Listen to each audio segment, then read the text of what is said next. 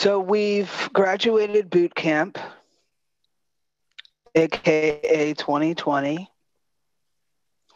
and we're moving towards this 20. You're laughing, Antoinette. I know, but it was like boot camp, wasn't it? Seriously, it was hardcore. That's the only way I could think of it. And there's this. I think it's a Bible quote. I don't know because it's been in my head for a long time, and I used to hear them a lot when I was a child.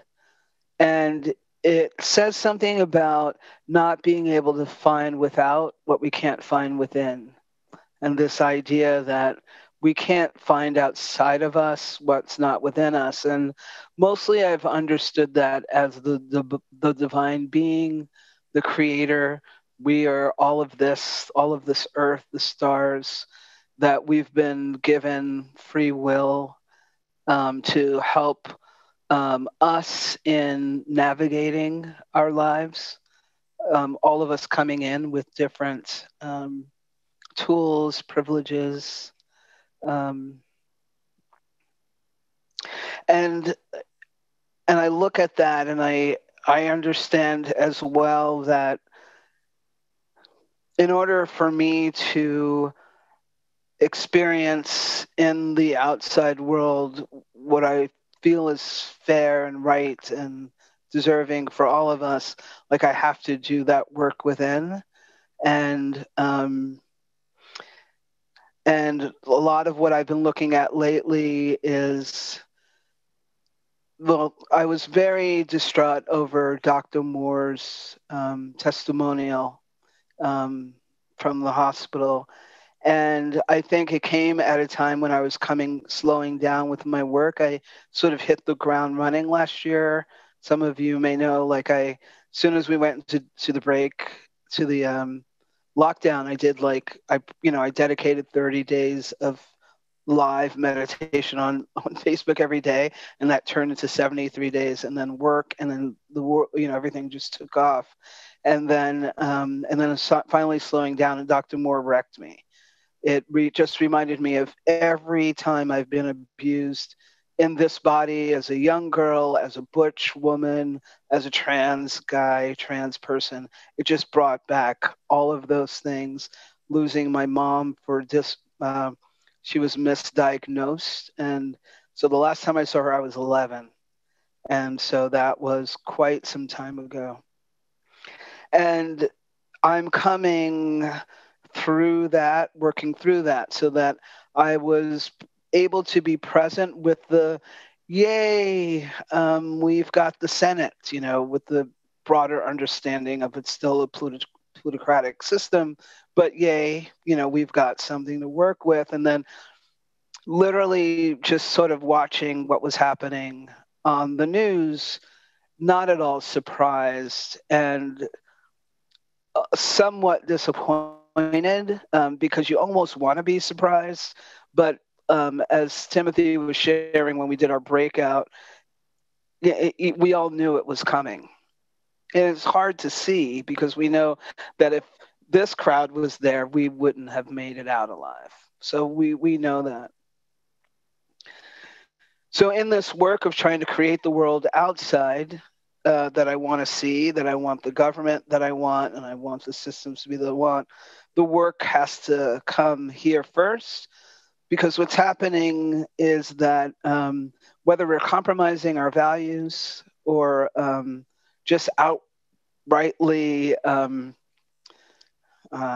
is not the right word, but in the many ways that we are causing harm, and knowingly, unknowingly, I always say that, what is it that I always say? I always say something about we can only show up in the world as well as we are healed.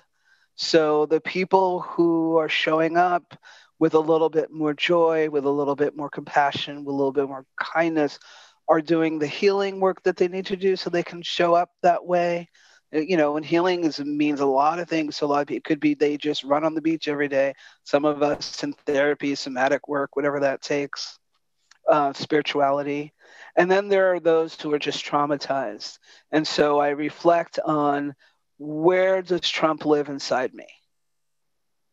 Where are the walls that I have sealed off, that that don't allow me to heal? And I know that's not possible for everybody. It's taken a lot of work for me to commit to loving every being. Every being. I don't have to like them, respect them. I can get raging mad with them, but I know that I love them because I know that they're suffering, and I know why. I know that they're not doing their work. Over this past year, I've done a lot of work, grief work, with people of color communities in particular. And one of the things that just rises to the top is how we haven't been given the permission to grieve. We haven't been given the permission to be angry. We haven't been we haven't been giving the tools to like work out our rage. And so we end up, I've been looking at my own like mental health, and how I'm okay and I'm not. And how some of that comes from me having to really make sure everybody's feeling safe around me for most of my life. Really like having to hold in all my reactions or responses to the microaggressions or outright racism at work because I have to pay rent, because no matter where I go to work, it's going to show up. So the work for me has been like going back a little bit to Don Miguel Ruiz. What is the dream that I want to dream? How do I get myself out of the colonizer's dream? Because the dream is not serving me.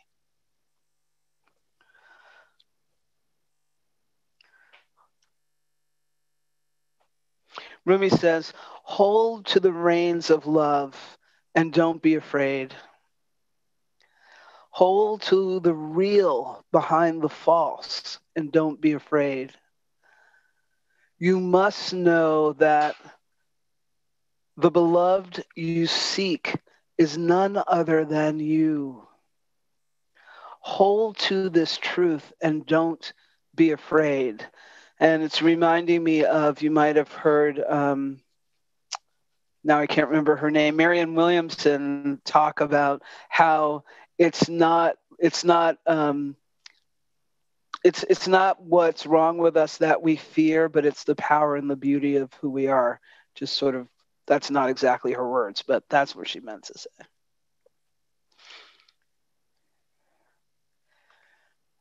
I'm going to just talk a little bit more because I want you to be able to share.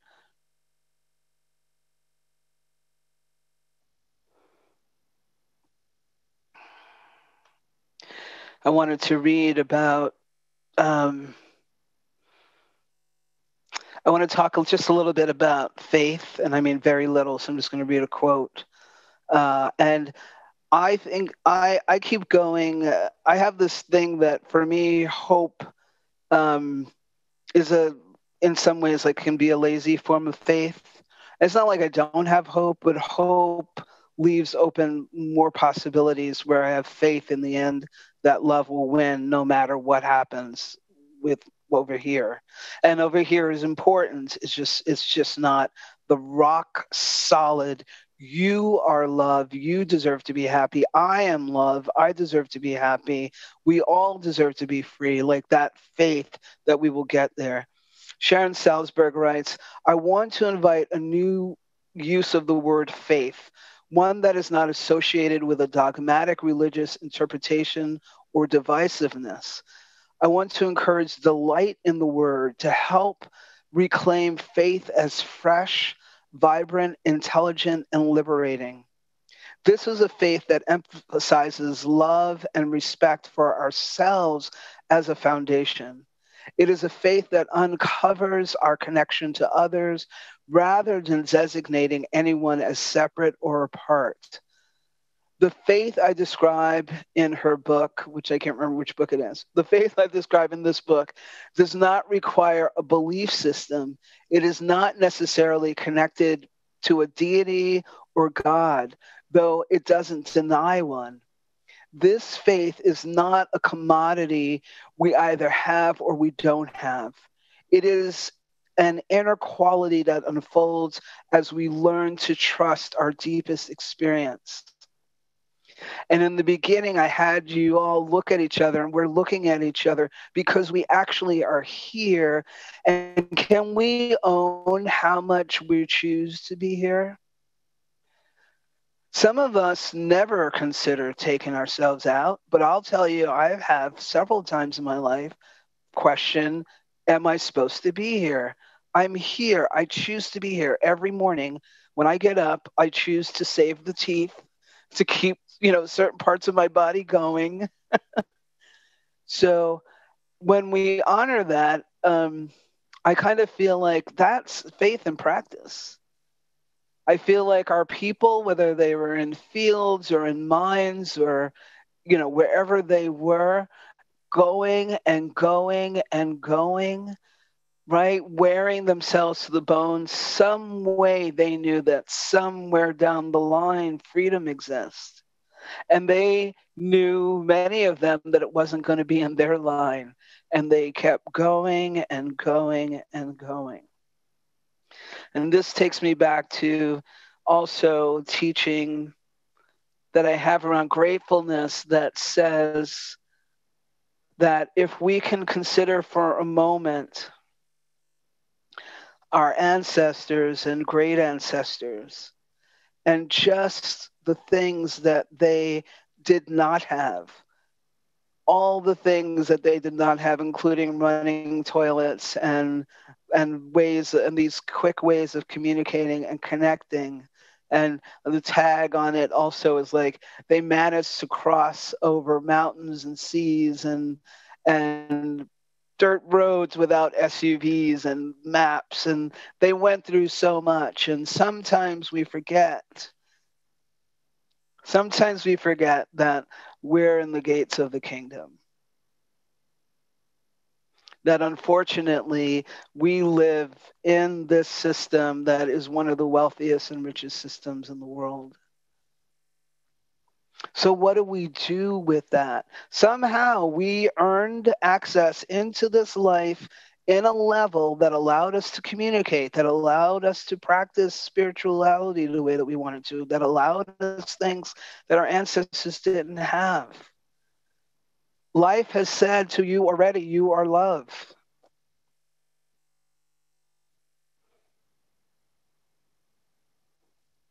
So the warm-up of 2020 really is just a touch of what's to come. And how can we, not how, the question that I would like to, one of the questions I'm going to leave you with is like, who do you want to be in the next year? Not what do you want to do, not, what your job is. Who do you want to show up at? Who do you want in 6 months from now? Who is it that you want to look back and reflect on? In a year from now, who is it that you want to look back and reflect on? And can that include increased, more self-love, increased self-compassion, increased metta? Offering that. I was telling a group last night, all white group of folks I've been practicing with for a while. I didn't think they were ready. I was like, they're not going to want me back after this. But I told them that after working with them for years, I never asked them for anything. But I told them that I needed them to do their work. And I needed them to do it now. And then they ended up being really great about it. And I'm going to ask you, I'm going to let you know that there is no better time than right now to love yourself. I'm trying to figure out what I want to read next. I think I want to see if there's some Q&A, and then maybe I won't, and then I'll read one more thing because I know we're running out of time. I would love to hear any wisdom that people want to share, any tools. I have a question. How do I get myself out of the How do I get myself out of the colonizer's dream? So great. Well, one way is you practice recognizing what your dream is. The more we care about each other, the more we do inquiry with ourselves, the more we care about ourselves, begin to understand and allow ourselves to see what is the world that we want. So I left a lot of people between solstice and New Year's, asking them to write a list of 100 to 200 things that they wanted. And everything's allowed. And in this practice, we begin to open up and release. Like I said, I have walls around my heart. I get to go through some of those walls that have told me that I'm not enough, that I'm not worthy, that all the practicality, and just playing with that. So we can't see what's in there. We have to get the cobwebs out of the way. The cobwebs and the delusion. So maybe in short, it's to allow yourself to dream, the colonizer's dream.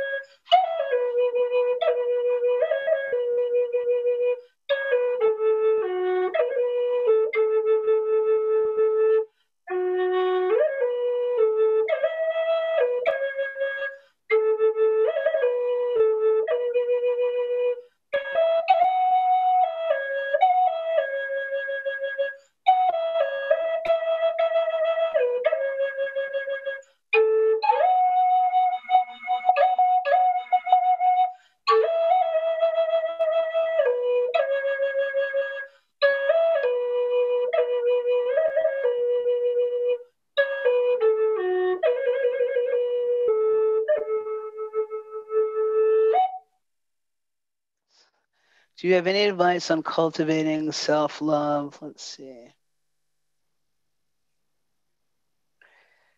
When you're in an environment, home, where it's difficult to maintain that practice. Ooh, yeah. So first we begin by recognizing that consistent is not a kind word.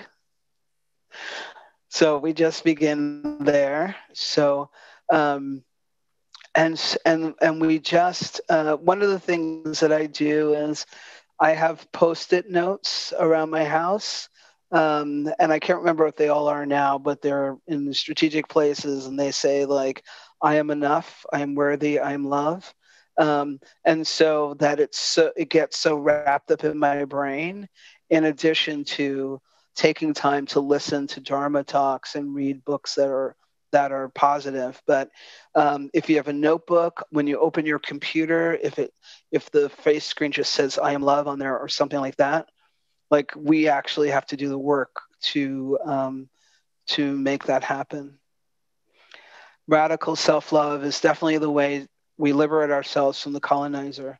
Yes, Sonia Renee's book, The Body is Not an Apology, is a beautiful place to start. All of Tar Brock's work, Spring Washam's work. Yes, we can find there are definitely tools out there for self-love.